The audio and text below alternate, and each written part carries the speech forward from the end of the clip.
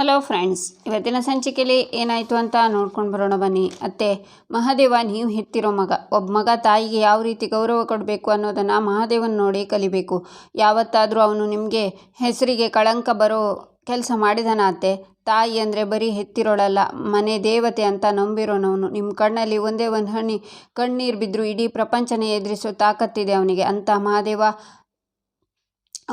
ಊರ ಜನರನ್ನು ಎದುರಿಸೋಕ್ಕಾಗದೆ ಹೀಗೆ ಮರಕ್ಕೆ ಕಟ್ಟಿಸ್ಕೊಂಡು ನಿಂತಿದ್ದಾನೆ ಅಂದರೆ ಅದು ಅವನ ದೌರ್ಬಲ್ಯ ಅಲ್ಲ ಅತ್ತೆ.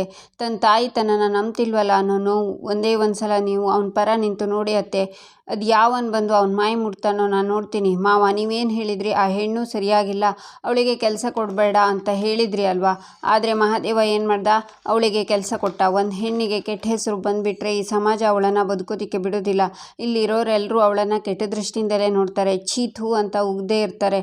ಹೆಣ್ಣು ಕುಲಕ್ಕೆ ಅವಮಾನ ಅಂತ ಬೈದಿರ್ತಾರೆ. ಬಹುಶಃ ಬದುಕು ಕಟ್ಟಿಸ್ಕೊಳ್ಳೋದಕ್ಕೋಸ್ಕರ ಅವಳು ಇಲ್ಲಿ ಇರೋರು ಯಾರ ಮನೆಗಾದರೂ ಹೋಗಿ ಕೆಲಸ ಕೇಳಿದರೆ ಯಾರೂ ಅವಳಿಗೆ ಕೆಲಸ ಕೊಡ್ತಿರ್ಲಿಲ್ಲ. ಆದರೆ ಮಹಾದೇವ ಹಾಗೆ ಮಾಡಲಿಲ್ಲ. ಅವಳಿಗೆ ಕೆಲಸ ಕೊಟ್ಟ. ತಾನು ಕೆಲಸ ಕೊಡದೆ ಆಸರೆ ಆಗದೆ ಹೋದರೆ ಎಲ್ಲಿ ಅವಳು ಮತ್ತೆ ಕೆಟ್ಟ ದಾರಿ ಹಿಡಿತಾಳು ಅನ್ನೋ ಉದ್ದೇಶಕ್ಕೆ ಜನರ ಮಾತಿಗೆ ಸಮಾಜ ಉಗಿಯೋದಕ್ಕೆ ತಲೆ ಕೆಡಿಸ್ಕೊಳ್ಳದೆ ಒಂದು ಹೆಣ್ಣು ತಾನು ಬದುಕು ಕಟ್ಕೋತೀನಿ, ತನ್ನ ಕಾಲ ಮೇಲೆ ತಾನು ನಿಂತ್ಕೋತೀನಿ ಅಂತ ಹೇಳಿದ್ದಕ್ಕೆ ಸಹಾಯ ಮಾಡ್ದ. ಇಷ್ಟು ಒಳ್ಳೆ ಮನಸ್ಸಿರೋ ಮನುಷ್ಯಂಗೆ ಕಾಮುಕ ಅಂತ ಪಟ್ಟ ಕಟ್ತಿರಲ್ಲ, ನಿಮಗೆ ನಾಚಿಕೆ ಆಗೋದಿಲ್ವಾ?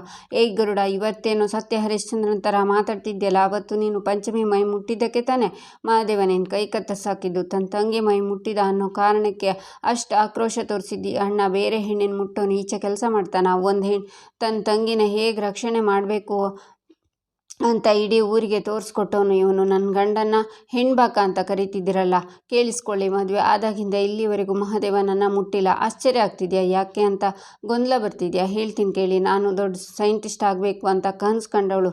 ನನ್ನ ಗುರಿ ಮುಟ್ಟೋವರೆಗೂ, ನನ್ನ ಆಸೆ ಪೂರೈಸೋವರೆಗೂ ನನ್ನನ್ನು ಮುಟ್ಟಬೇಡ ಅಂತ ಮದುವೆ ಆಗಿದ್ದ ದಿನಾನೇ ಮಹಾದೇವನ ಹತ್ರ ಕೇಳ್ಕೊಂಡಿದ್ದೆ.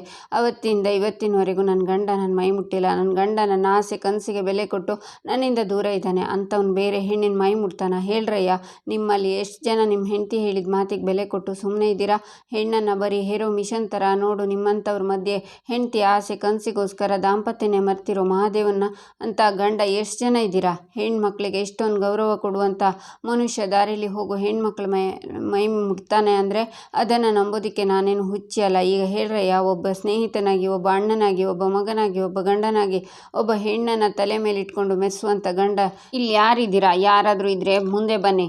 ಇವತ್ತು ಈ ಮನುಷ್ಯ ಸೋತಿರೋದು ಈ ಪರಿಮಳನಿಂದ ಅಲ್ಲ, ಅವ್ನು ನಮ್ಮದೇ ಇರೋ ಕುಟುಂಬದಿಂದ ಸೋತಿರೋ ಸಮಾಜದಿಂದ ಅಂತಾಳೆ ಕಾವ್ಯ. ಕಾವ್ಯ, ಏನು ಮಾತಾಡ್ತಿದ್ಯಾ? ಇಲ್ಲಿರೋ ಜನ ಎಲ್ಲ ರೊಚ್ಚಿಗೆದ್ದಿದ್ದಾರೆ. ಅವರನ್ನೆಲ್ಲ ಎದುರು ಹಾಕ್ಕೊಂಡು ಮಹಾದೇವನ ಜೀವಕ್ಕೆ ಅಪಾಯ ತಂದು ಹೊಡ್ತೀಯಾ? ಸುಮ್ಮನೆ ಇದ್ಬಿಡು ಅಂತಾನೆ ಭರತ್ ಕಣ್ಣು ಮುಂದೆ ಗಂಡನ ಮರ್ಯಾದೆ ಹೋಗ್ತಿದ್ರೆ ಯಾವ ಹೆಂಡ್ತಿನೂ ಒಪ್ಪೋದಿಲ್ಲ. ನಾನಿಲ್ಲಿ ಹೆಂಡ್ತಿ ಮಾಡಬೇಕಾಗಿರೋ ಕೆಲಸನೇ ಮಾಡ್ತಿರೋದು. ನ್ಯಾಯ ನಿರ್ಧಾರ ಮಾಡೋದಕ್ಕೆ ಕಾನೂನಿದೆ. ಅಸಹ್ಯವಾಗಿರೋ ಪಂಚಾಯಿತಿ ಬೇಕಾಗಿಲ್ಲ. ಮಹಾದೇವ ಅಪರಾಧಿ ಹೌದು ಅಲ್ವಾ ಅಂತ ಕೋರ್ಟ್ ಡಿಸೈಡ್ ಮಾಡುತ್ತೆ. ಅಲ್ಲಿವರೆಗೆ ಯಾವನಾದರೂ ಬಂದು ಅವನು ಮೈ ಮುಟ್ಟಿದ್ರೆ ನಾನಂತೂ ಸುಮ್ಮನೆ ಇರೋದಿಲ್ಲ. ಭರತ್, ಈಗಲಾದರೂ ನೀನು ಪೊಲೀಸ್ ಕೆಲಸ ಮಾಡು, ಮಹಾದೇವನ್ನ ಕಸ್ಟಡಿಗೆ ತಗೋ ಅಂತ ಹಳೆ ಕಾವ್ಯ. ಕಾನ್ಸ್ಟೇಬಲ್, ಬಿಡಿಸಿ ಅವನ ಜೀಪಿಗೆ ಹಚ್ಚಿ ಅಂತಾನೆ ಭರತ್. ಮಹಾದೇವ, ನೀನು ನಿರ್ದೋಷಿ ಅಂತ ನಾನು ಪ್ರೂವ್ ಮಾಡೇ ಮಾಡ್ತೀನಿ. ಕಳಂಕ ಯಾರು ನಿನ್ನ ಮೇಲೆ ಹೊರಿಸಿದ್ರು ಅವರನ್ನು ನಾನು ಸುಮ್ಮನೆ ಬಿಡೋದಿಲ್ಲ. ನಿನ್ನ ಜೊತೆ ನಾನು ಯಾವತ್ತೂ ಇರ್ತೀನಿ ಅಂತಾಳೆ ಕಾವ್ಯ. ಕಾವ್ಯ, ಇಡೀ ಜಗತ್ತೇ ನನ್ನ ಕೆಟ್ಟವನು ಅಂತ ಹೇಳಿದ್ರು ನೀನು ನನ್ನ ಪರವಾಗಿ ನಿಂತಿಯಲ್ಲ, ಅಷ್ಟು ಸಾಕು, ಇನ್ನೇನು ಬೇಡ ಅಂತ ಮಹಾದೇವ ಕೈ ಮುಗಿತಾನೆ. ಕಾನ್ಸ್ಟೇಬಲ್ ಮಹಾದೇವನ್ನ ಕರ್ಕೊಂಡೋಗಿ ಜೀಪ್ ಹತ್ತಿಸ್ತಾನೆ. ನಂಬಿಕೆ ಇಲ್ಲ ಕಾವ್ಯ, ಆದರೆ ಕಾನೂನು ನಂಬಿಕೆ ಮೇಲೆ ನಡೆಯಲ್ಲ, ಸಾಕ್ಷಿ ಮೇಲೆ ನಡೆಯುತ್ತೆ ಅಂತಾನೆ ಭರತ್. ಸಾಕ್ಷಿ ನಾನೇ ತರ್ತೀನಿ ಭರತ್. ಸತ್ಯನ ತುಂಬ ದಿನ ಮುಚ್ಚಿಡೋದಕ್ಕಾಗಲ್ಲ ಅಂತಾಳೆ ಕಾವ್ಯ. ಭರತ್ ಅಲ್ಲಿಂದ ಹೋಗ್ತಾನೆ. ಈಚೆ ಭರತ್ ಮಹಾದೇವನ ಮುಂದೆ ಬಂದು ಜೋರಾಗಿ ನಗ್ತಾ, ಮಹಾದೇವ, ಗೇಮ್ ಸ್ಟಾರ್ಟ್ಸ್ ನೌ ಅಂತ ಜೀಪ್ ಡೋರ್ನ ಹಾಕಿ ತೆಗೆಯೋ ಗಾಡಿ ಅಂತಾನೆ. ಈಚೆ ಸ್ಟೇಷನ್ಗೆ ಬಂದ ಭರತ್, ಏನೋ ಮಹಾದೇವ, ಊರವ್ರಿಗೆಲ್ಲ ನ್ಯಾಯ ಹೇಳ್ಕೊಂಡು ದೊಡ್ಡ ಮನುಷ್ಯರ ಥರ ತಿರುಗಾಡ್ತಿದ್ದೆ, ಆದರೆ ಇವತ್ತು ಅದೇ ಊರವ್ರ ಮುಂದೆ ಮರ್ಯಾದೆ ಕಳ್ಕೊಂಡು ನನ್ನ ಸ್ಟೇಷನಲ್ಲಿ ಬಂದು ನಿಂತಿದ್ಯಾ? ನೀನು ಇಷ್ಟು ಬೇಗ ನನ್ನ ಕೈಗೆ ಸಿಕ್ಕಾಕೋತಿ ಅಂತ ನಿನ್ನ ಕನಸಲ್ಲೂ ತಿಳ್ಕೊಂಡಿರಲಿಲ್ಲ ಅಲ್ವಾ ಅಂತಾನೆ ಭರತ್. ಲೇ ಪೊಲೀಸಪ್ಪ, ಗಾಯ ಆಗಿದೆ, ಅದಕ್ಕೆ ಸುಮ್ಮನೆ ಇವ್ನಿ. ಅದು ನನ್ನ ದೌರ್ಬಲ್ಯ ಅಲ್ಲ, ತಾಳ್ಮೆ. ಆದರೆ ನೀನು ತಾಳ್ಮೆನ ಕೆಣಕಿದ್ರೆ ಇಲ್ಲಿವರೆಗೂ ನೋಡದೆ ಇರೋ ಮಹಾದೇವನ ನೋಡಬೇಕಾಯ್ತದೆ, ಹುಷಾರ್ ಅಂತಾನೆ ಮಹಾದೇವ. ಲೇ ಸಾಕು, ನಡೆಯೋ ಅಂತ ಮಹಾದೇವನ ಸೆಲ್ಗೆ ತಳ್ಳಿ, ಇನ್ಮೇಲೆ ನಿನಗೆ ಇದೇ ಪರ್ಮನೆಂಟ್ ಜಾಗ ಅಂತಾನೆ ಭರತ್. ಪೊಲೀಸ್ ಪೊಲೀಸಪ್ಪ ನೀನು ಒಳಗಡೆ ಹಾಕಿದ ತಕ್ಷಣ ನಾನು ಕೆಟ್ಟವನಾಗಕ್ಕಿಲ್ಲ ಅಂತಾನೆ ಮಹಾದೇವ. ಸಾಕು ಮುಚ್ಚಲೆ, ಇಲ್ಲಿ ನಿನ್ನ ಪಂಚಾಯಿತಿ ನಡೆಯಲ್ಲ, ನೀನು ಕೇಸಿಂದ ಬಚಾವಾಗಲ್ಲ. ಒಂದು ಹೆಣ್ಮಗಳ ಶೀಲಕ್ಕೆ ಕೈ ಹಾಕಿರೋ ನಿನಗೆ ಇದೇ ಸರಿಯಾದ ಜಾಗ ಅಂತಾನೆ ಭರತ್. ಏಯ್, ಆ ಪರಿಮಳ ಹೇಳ್ತಿರೋದೆಲ್ಲ ಸುಳ್ಳು. ಏನೋ ಗುರಿ ಇಟ್ಕೊಂಡು ಬಂದವಳವಳು. ನಾನು ಕೆಲಸ ಕೊಟ್ಟಿದ ತಕ್ಷಣ ನನ್ನ ನರಿಬುದ್ಧಿ ತೋರಿಸ್ಬಿಟ್ಲು. ಆದರೆ ಒಂದಂತೂ ದಿಟ, ಇದ್ರ ಹಿಂದೆ ಅವಳೊಬ್ಬಳೇ ಇಲ್ಲ, ಯಾವುದೋ ಬೇರೆ ಕೈ ಐತೆ. ನಿನಗೆ ತಾಕತ್ತಿದ್ರೆ ಅದು ಯಾರು ಅಂತ ಕಂಡುಹಿಡಿ ನೋಡೋಣ ಅಂತಾನೆ ಮಹಾದೇವ. ಆಗ ಭರತ್ ನಗ್ತಾ, ಸಿಕ್ಕಾಕೊಂಡ್ಮೇಲೆ ಎಲ್ಲರೂ ಇದನ್ನೇ ಹೇಳೋದು. ಇಂಥದ್ದನ್ನು ತುಂಬ ಕೇಳಿದ್ದೀನಿ ನಾನು, ಇದು ನನಗೆ ಹೊಸದಲ್ಲ ಅಂತಾನೆ ಭರತ್. ಪೊಲೀಸಪ್ಪ ನಿನಗೆ ದಿಟ್ಟವಾಗ್ಲೂ ನೀನು ಹಾಕಿರೋ ಕಾಕಿ ಮೇಲೆ ಗೌರವ ಇದ್ದರೆ ಹಳೆ ದ್ವೇಷನೆಲ್ಲ ಮತ್ತು ನಿಯತ್ತಾಗಿ ನ್ಯಾಯವಾಗಿ ತನಿಖೆ ಮಾಡು ಅಂತಾನೆ ಮಹಾದೇವ. ಏಯ್, ನ್ಯಾಯ ಅನ್ಯಾಯದ ಬಗ್ಗೆ ನೀನು ನನಗೆ ಪಾಠ ಹೇಳೋದಕ್ಕೆ ಬರಬೇಡ. ನಿನಗೆ ಹೇಳಿದ ನೆನಪಿದ್ಯಾ, ಮುಂದೆ ಒಂದು ಕೇಸಲ್ಲಿ ಸಿಕ್ಕಾಕು ಅಂತ. ನಿನಗೆ ಇಲ್ಲಿ ನರ್ಕ ತೋರಿಸ್ತೀನಿ ಕಣೋ ಅಂತಾನೆ ಭರತ್. ಅಧಿಕಾರ ಇದೆ ಅಂತ ಅಟ್ಟಹಾಸದಿಂದ ಮೆರಿಬೇಡ ಪೊಲೀಸಪ್ಪ. ಮೆರೆದ್ರೆ ಆ ದೇವರು ನಿನ್ನ ಪಾತಾಳಕ್ಕೆ ಕಳಿಸ್ಬಿಡ್ತಾನೆ. ನೀನು ಹೊಡೆಯೋ ಚಾಟಿ ಏಟಿಗೆ ಬಗ್ಗೋ ಮೈಯ ಅಲ್ಲ ಕಣ್ಲ ಇದು. ಸತ್ಯ ನನ್ನ ಪರವಾಗಿ ಐತೆ, ನನಗೇನು ಆಗೋಕ್ಕಿಲ್ಲ ಅನ್ನೋ ನಂಬಿಕೆ ನನಗೈತೆ. ಅದು ಅಲ್ಲದೆ ನನ್ನ ಹೆಂಡ್ರು ನಾನು ಕಾಪಾಡ್ತೀನಿ ಅಂತ ಹೇಳವಳೆ. ಯಮನ್ನೇ ಗೆದ್ದು ಬಂದಿರೋ ಹೆಂಡ್ತಿರಿರೋ ಮಣ್ಣು ಕಣ್ಲ ಇದು. ಅವ್ರ ಮುಂದೆ ಆ ಪರಿಮಳ ಅವಳು ಮಾಡಿರೋ ಆರೋಪ ಯಾವ ಸೀಮೆ ಲೆಕ್ಕ ಅಂತಾನೆ ಮಹಾದೇವ. ರೀ, ಆ ಪರಿಮಳನ ಹೇಳ್ಕೊಂಡು ಬಂದು ಸ್ಟೇಟ್ಮೆಂಟ್ ತಗೊಳ್ರಿ. ಕೇಸ್ ಎಷ್ಟು ಸ್ಟ್ರಾಂಗ್ ಆಗಿರಬೇಕು ಅಂದರೆ ಈ ನನ್ನ ಮಗ ಆಚೆ ಬರಬಾರ್ದು, ಜೈಲಲ್ಲೇ ಕೊರಗಿ ಸಾಯಬೇಕು. ಕರ್ಕೊಂಡು ಬನ್ನಿ ಪರಿಮಳನ ಅಂತ ಕೂಗ್ತಾನೆ ಭರತ್. ಈಚೆ ಕಲ್ಯಾಣಿ ಮನೆಯಲ್ಲಿ ಸೋಫಾದಲ್ಲಿ ಕೂತ್ಕೊಂಡು ಅಳ್ತಿರ್ತಾರೆ. ಆಗ ಶ್ರೀಧರ ಅತ್ತಿಗೆ, ಸಮಾಧಾನ ಮಾಡ್ಕೊಳ್ಳಿ, ಕಾವ್ಯ ಊರ ಜನಕ್ಕೆ ಮುಟ್ಟಿ ನೋಡ್ಕೊಳ್ಳೋ ಹಾಗೆ ಉತ್ತರ ಕೊಟ್ಟಿದ್ದಾಳೆ, ಮತ್ತೇನಕ್ಕೆ ಬೇಜಾರು ಮಾಡ್ಕೊಳ್ತಿದ್ದೀರಾ ಅಂತಾರೆ. ನಮ್ಮ ಕುಟುಂಬಕ್ಕೆ ಒಂದಲ್ಲ ಒಂದು ಸಮಸ್ಯೆ ಆಗ್ತಾನೆ ಇರುತ್ತೆ. ಒಂದು ಸಮಸ್ಯೆ ಮುಗೀತು ಅನ್ನೋಷ್ಟರಲ್ಲಿ ಮತ್ತೊಂದು ಶುರುವಾಗುತ್ತೆ. ಈಗಾಗಲೇ ಎಲ್ಲರೂ ಪ್ರೇಮ ಕಾಣಿಸ್ತಿಲ್ವಲ್ಲ ಅನ್ನೋ ನೋವಲ್ಲಿದ್ದೀವಿ. ಅಷ್ಟರಲ್ಲಿ ಮತ್ತೊಂದು ಸಮಸ್ಯೆ. ಎಂಥ ಇಕ್ಕಟ್ಟಿನ ಪರಿಸ್ಥಿತಿ ನೋಡಿ, ಬದುಕಿದ್ದು ಸತ್ತ ಹಾಗೆ ಅಂತಾರೆ ಕಲ್ಯಾಣಿ. ಸತ್ಯವಾದ ಮಾತು ಹೇಳಿದ್ರಿ ಅಕ್ಕ. ಅಯ್ಯೋ ಭಗವಂತ, ಏನಪ್ಪ ನಿನ್ನ ಆಟ. ನಮ್ಮ ಮಹಾದೇವ ಇಂಥ ಕೆಲಸ ಮಾಡಿ ನಮ್ಮ ಕುಟುಂಬದ ಮರ್ಯಾದೆ ಕಳೀತಾನೆ ಅಂತ ನಾನು ಕನಸಲ್ಲೂ ಅಂದ್ಕೊಂಡಿರಲಿಲ್ಲ ಅಂತಾರೆ ಮಹೇಶ್ವರಿ. ಮಹೇಶ್ವರಿ, ಬಾರಿಸ್ಬಿಡ್ತೀನಿ ನೋಡು. ಮಹಾದೇವನ ಬಗ್ಗೆ ಏನು ಮಾತಾಡಬೇಕಾದ್ರೆ 10 ಸಲ ಯೋಚನೆ ಮಾಡು ಅಂತಾರೆ ಶ್ರೀಧರ. ಇದೇ ಮಾತನ್ನು ತುಂಬಿ ಸಭೆಯಲ್ಲಿ ಯಾಕ್ರಿ ಹೇಳಲಿಲ್ಲ? ಮಹಾದೇವನ ವಿರುದ್ಧ ಸಾಕ್ಷಿಗಳು ಇದ್ವು ತಾನೇ, ಬೆಂಕಿ ಇಲ್ಲದೆ ಹೊಗೆ ಆಡುತ್ತಾ ಹೇಳಿ. ಅಕ್ಕ, ನೀವು ಇಲ್ಲಿಂದ ಬಂದ ಮೇಲೆ ಜನ ಆಡಿದ ಮಾತನ್ನು ಕೇಳಿ ನನ್ನ ಎದೆನೇ ಒಡೆದೋಯ್ತಕ್ಕ. ಕಾವ್ಯ ಏನೋ ಅಬ್ಬರಿಸಿ ದೊಡ್ಡದಾಗಿ ಭಾಷಣ ಬಿದ್ದು ಮಹಾದೇವನೇನೋ ಉಳಿಸಿದ್ಲು. ಆದರೆ ಜನ ಅದಕ್ಕೆ ಬೇರೆಯೇ ಅರ್ಥ ಕೊಟ್ಟಿದ್ದಾರೆ. ಇವಳೇ ಎಲ್ಲರ ಎದುರಿಗೆ ಮಹಾದೇವ ಇನ್ನೂ ನನ್ನ ಮುಟ್ಟೇ ಇಲ್ಲ ಅಂದ್ಲಲ್ಲ, ಅದಕ್ಕೆ ಜನರು ಮನೆಯಲ್ಲಿ ಹೆಂಡ್ರ ಜೊತೆ ಸರಿಯಾಗಿ ಸಂಸಾರ ಮಾಡೋಕ್ಕಾಗದೆ ಪರಿಮಳನ ಹಾಳು ಮಾಡ್ದ ಅಂತ ಮಾತಾಡ್ತಿದ್ದಾರೆ. ಮಾತಾಡೋದೆಲ್ಲ ಮುಖಕ್ಕೆ ಉಗೀತಿದ್ದಾರೆ ಅಂತಾರೆ ಮಹೇಶ್ವರಿ. ಬಾಯಿ ಮುಚ್ಕೊಂಡು ಸುಮ್ಮನಿರು. ಮಹಾದೇವ ತಪ್ಪು ಮಾಡಿದ್ದಾನೆ ಅಂತ ಇನ್ನೂ ಸಾಬೀತಾಗಿಲ್ಲ ಅಂತಾರೆ ಶ್ರೀಧರ. ರೀ, ಮಹಾದೇವನ ವಿರುದ್ಧ 10 ಸಾಕ್ಷಿಗಳಿವೆ. ಆ ಕಾವ್ಯ ಏನೋ ಕೆಲಸಕ್ಕೆ ಬಾರದ ಮಾತುಗಳನ್ನು ಹೇಳಿದ್ಲು ಅಂತ ಸತ್ಯನ ಸುಳ್ಳು ಅನ್ನೋದಕ್ಕಾಗತ್ತಾ?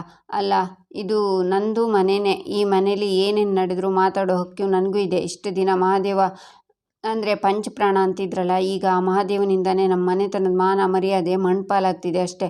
ಅಲ್ಲ ಅಕ್ಕ, ಇನ್ನೂ ಇದೆ, ಕೇಳಿ ಹೇಳ್ತೀನಿ. ಪೊಲೀಸರು ಈಗ ನಮ್ಮ ಮಹಾದೇವನ ಮತ್ತು ಪರಿಮಳನ ಡಾಕ್ಟ್ರ್ ಹತ್ರ ಕರ್ಕೊಂಡು ಹೋಗ್ತಾರಂತೆ. ಪರಿಮಳ ಮೇಲೆ ದೌರ್ಜನ್ಯ ಆಗಿದೆ ಅಂತ ಎಲ್ಲ ರಿಪೋರ್ಟು ರೆಡಿ ಆಗುತ್ತಂತೆ. ಒಂದು ಸಲ ಆ ರಿಪೋರ್ಟ್ ಏನಾದರೂ ಆಚೆ ಬಂದರೆ ಆಮೇಲೆ ನಾವು ಊರ ಜನರ ಮುಂದೆ ತಲೆ ಎತ್ಕೊಂಡು ಓಡಾಡೋಕ್ಕಾಗಲ್ಲ.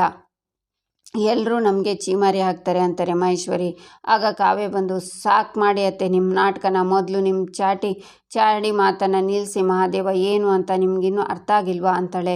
ಇದೇ ನಮ್ಮ ಕಾವ್ಯ, ಹೀಗೆ ಹೇಳ್ತಿದ್ಯಾ? ಹಾಗಾದರೆ ನಾನು ಹೇಳ್ತಿರೋ ಸುಳ್ಳ? ಸಾಕ್ಷಿಗಳಿರೋದು ಸುಳ್ಳ? ಕೇಸ್ನ ಧೈರ್ಯವಾಗಿ ನಡೆಸ್ತೀನಿ ಅಂತ ಪರಿಮಳ ಹೋಗಿದ್ದಾಳಲ್ಲ, ಅವಳು ಧೈರ್ಯ ಸುಳ್ಳ? ಪಾಪದವಳು ಪರಿಮಳ. ಮಹಾದೇವ ಇದೇ ಉದ್ದೇಶಕ್ಕೆ ಪರಿಮಳಂಗೆ ಕೆಲಸ ಕೊಟ್ಟ ಅಂತ ಜನ ಮಾತಾಡ್ಕೊತಿದ್ದಾರೆ. ಹಾಗಾದರೆ ಅದು ಸುಳ್ಳ ಅಂತಾರೆ ಮಹೇಶ್ವರಿ. ನಾಲ್ಗೆ ಇರೋದೇ ಮಾತಾಡೋದಕ್ಕಲ್ವಾ, ಬುದ್ಧಿ ಸ್ವಂತಿಕೆ ಅನ್ನೋದು ನಿಮಗೆ ಇರಬೇಕು ಅಂತಾಳೆ ಕಾವ್ಯ. ಏನು ನಿನ್ನ ಮಾತಿನ ಅರ್ಥ ಅಂತಾರೆ ಮಹೇಶ್ವರಿ. ನಿಮ್ಮ ತಲೆಯಲ್ಲಿ ಮೆದ್ಲಿಲ್ಲ, ಸಗಣಿ ತುಂಬಿದೆ ಅಂತ ಹೇಳಿದ್ಲು ಅಂತಾರೆ ಶ್ರೀಧರ್. ರೀ ಅಂತಾರೆ ಮಹೇಶ್ವರಿ. ಅತ್ತೆ, ನೀವು ಮಹಾದೇವನ್ನ ಯಾವಾಗಿಂದ ನೋಡ್ತಿದ್ದೀರಾ? ಅವನು ಹುಟ್ಟಿದಾಗಿಂದ ನೋಡ್ತಿದ್ರಲ್ವಾ? ಅವನು ಏನು ಅಂತ ಇನ್ನೂ ಅರ್ಥ ಆಗಿಲ್ವಾ? ಮೊನ್ನೆ ಮದುವೆ ಆಗಿ ಬಂದವಳು ನಾನೇ ಅವನ್ನ ಗಮನಿಸಿದ್ದೀನಿ. ಅವನು ಏನು ಅಂತ ನನಗೆ ಅರ್ಥ ಆಗಿದೆ. ಆದರೆ ಸಾಕಿಸಲು ಇರೋ ನಿಮಗೆ ಅವನು ಏನು ಅಂತ ಅರ್ಥ ಆಗಿಲ್ಲ ಅಂದರೆ ನನಗೆ ತುಂಬಾ ಬೇಜಾರಾಗ್ತಿದೆ ಅತ್ತೆ ಅಂತಾಳೆ ಕಾವ್ಯ. ಈಚೆ ಬರೋ ಸ್ಟೇಷನಲ್ಲಿ ನೋಡು ಪರಿಮಳ, ಅದೇನಾದರೂ ಆಗಲಿ ಹೆದರ್ಕೊಂಡ್ಬೇಡ ಪರಿಮಳ, ನಾನಿದ್ದೀನಿ. ಇಲ್ಲಿವರೆಗೂ ಚೆನ್ನಾಗಿ ಆ್ಯಕ್ಟ್ ಮಾಡಿದ್ಯಾ, ಮುಂದೆ ಇದನ್ನು ಕಂಟಿನ್ಯೂ ಮಾಡು. ಅದೇನೇ ಆದರೂ ನಾನು ನೋಡ್ಕೋತೀನಿ ಅಂತಾನೆ ಭರತ್. ಆದರೆ ಸರ್, ಮಹಾದೇವನ ಹೆಂಡತಿ ಕಾವ್ಯ ಇದ್ದಾರಲ್ಲ, ಅವ್ರ ಬಗ್ಗೆ ನನಗೆ ತುಂಬ ಭಯ ಇದೆ. ಆ ಹುಡುಗಿ ಸುಮ್ಮನೆ ಕೂರೋಳಲ್ಲ ಅನಿಸುತ್ತೆ ಅಂತಾಳೆ ಪರಿಮಳ. ಅವಳ ಬಗ್ಗೆ ನೀನು ತಲೆ ಕೆಡಿಸ್ಕೋಬೇಡ, ಅವಳನ್ನು ನಾನು ಹ್ಯಾಂಡ್ಲ್ ಮಾಡ್ತೀನಿ. ಅವಳು ಮತ್ತೆ ನಿನ್ನ ಹತ್ರ ಬರ್ಬೋದು. ನೀನು ಎಚ್ಚರಿಕೆಯಿಂದ ಉತ್ತರ ಕೊಡು, ಮಿಕ್ಕಿದ್ದನ್ನು ನಾನು ಹ್ಯಾಂಡ್ಲ್ ಮಾಡ್ತೀನಿ. ರೀ ಭೈರವಿ ಬನ್ನಿ ಇಲ್ಲಿ ಅಂತಾನೆ ಭೈರವಿ ಬರ್ತಾರೆ. ಇವರನ್ನು ಕರ್ಕೊಂಡೋಗಿ ಮೆಡಿಕಲ್ ರಿಪೋರ್ಟ್ ಮಾಡಿರಿ, ರಿಪೋರ್ಟ್ ತಂದು ನನ್ನ ಕೈಲಿ ಕೊಡಿ, ಮುಂದೆ ಏನು ಮಾಡಬೇಕು ಅಂತ ನಾನು ಹೇಳ್ತೀನಿ ಅಂತಾನೆ ಭರತ್. ಸರಿ ಸರ್ ಅಂತ ಭೈರವಿ ಪರಿಮಳನ ಕರ್ಕೊಂಡೋಗ್ತಾಳೆ. ಈಚೆ ಕಾವ್ಯ ಮತ್ತು ಮಹಾದೇವನ ಕೋಪ, ಅವನ ಕೈಯಲ್ಲಿ ತಪ್ಪು ಮಾಡುತ್ತೆ ಅನ್ನೋ ನಿಮ್ಮ ಭಯ ಆತಂಕ ಒಪ್ಕೋತೀನಿ. ಆದರೆ ಅವನು ಮೈ ಮರೆತು ಇನ್ನೊಂದು ಹೆಣ್ಣಿನ ಮೈ ಮುಟ್ತಾನೆ ಅಂದರೆ ನೀವು ಅದನ್ನು ಹೇಗತ್ತೆ ನಂಬಿದ್ರಿ? ಇಷ್ಟು ದಿನ ನಿಮಗೆ ಅವನ ಮೇಲೆ ಇದ್ದಿದ್ದ ಬೆಟ್ಟದಷ್ಟು ನಂಬಿಕೆ ಹೊರಟೋಯ್ತಾ ಅತ್ತೆ? ಯಾರೋ ಕಿಡಿಗೇಡಿಗಳು ಅವನ ಮೇಲೆ ಸುಳ್ಳು ಆರೋಪ ಮಾಡಿದರೆ ಅದನ್ನು ನೀವು ನಂಬಿ ನಿಮ್ಮ ಸ್ವಂತ ಮಗನ ಮೇಲೇ ಅನುಮಾನ ಪಡ್ತೀರಾ ಅಂತಾಳೆ ಕಾವ್ಯ. ನಾನು ಏನು ಮಾಡಲಿ ಕಾವ್ಯ, ನನಗೂ ನನ್ನ ಮಗನ ಮೇಲೆ ನಂಬಿಕೆ ಇದೆ. ಆದರೆ ಯಾವ ಹೆಣ್ಣು ಎಲ್ಲರ ಮುಂದೆ ತನ್ನ ಶೀಲ ಹೋಯ್ತು ಅಂತ ಹೇಳಲ್ಲ. ಹಾಗೆ ಹೇಳ್ತಿದ್ದಾಳೆ ಅಂದರೆ ಅದು ಸತ್ಯನೇ ಇರ್ಬೋದು ಅಲ್ವಾ ಅಂತಾರೆ ಕಲ್ಯಾಣಿ. ಅಲ್ಲ ಅತ್ತೆ, ಈಗಿನ ಕಾಲದಲ್ಲಿ ಏನೇ ಆಗದೆ ಇದ್ರೂ ಗಂಡಸರ ಮೇಲೆ ಲೈಂಗಿಕ ಆರೋಪ ಹಾಕುವಂಥ ಕೆಟ್ಟ ಮನಸ್ಥಿತಿಗಳು ಶುರುವಾಗಿದೆ. ಹಣಕ್ಕೆ ಹೆಣನೇ ಬಾಯಿ ಬಿಡುವಂಥ ಈಗಿನ ಕಾಲದಲ್ಲಿ ಪರಿಮಳ ಅಂಥವಳು ತನ್ನ ಶೀಲ ಹೋಯ್ತು ಅನ್ನೋದರಲ್ಲಿ ಯಾವ ಅನುಮಾನವೂ ಇಲ್ಲ ಅಂತಾಳೆ ಕಾವ್ಯ. ಆದರೆ ಅವಳು ಯಾಕೆ ಸುಳ್ಳು ಹೇಳ್ತಾಳೆ? ಸಾಕ್ಷಿ ಸಮೇತ ಹೇಳ್ತಿದ್ದಾಳಲ್ಲ, ನಾನು ಯಾರನ್ನು ನಂಬಲಿ ಅಂತಾಳೆ ಕಲ್ಯಾಣಿ. ಮರ್ಯಾದೆ ಕಳ್ಕೊಂಡು ಸುಳ್ಳು ಹೇಳ್ತಾರಾ ಅಂತಾರೆ ಮಹೇಶ್ವರಿ. ಉರಿಯೋ ಬೆಂಕಿಗೆ ತುಪ್ಪ ಸುರಿಯೋ ಕೆಲಸನ ನಿಲ್ಲಿಸಿ ಅತ್ತೆ. ನೀವು ಯಾರೋ ಒಳಸಂಚು ಚಾಡಿ ಎಲ್ರಿಗೂ ಗೊತ್ತಿರೋದೆ. ಪಂಚಾಯತಿನಲ್ಲೇ ಇರೋದನ್ನು ಇಲ್ಲೂ ಹೇಳ್ತಿದ್ದೀನಿ. ಇಡೀ ಜಗತ್ತೇ ಬಂದು ನನ್ನ ಗಂಡ ಆರೋಪಿ ಅಂತ ಹೇಳಿದರು, ನಾನು ಅದನ್ನು ಎದುರಿಸೋಕ್ಕೆ ಸಿದ್ಧವಾಗಿದ್ದೀನಿ. ಯಾಕಂದರೆ ನನ್ನ ಗಂಡನ ಮೇಲೆ ನನಗಷ್ಟು ನಂಬಿಕೆ ಇದೆ ಅತ್ತೆ. ನೀವೇನೂ ತಲೆ ಕೆಡಿಸ್ಕೋಬೇಡಿ ಅತ್ತೆ.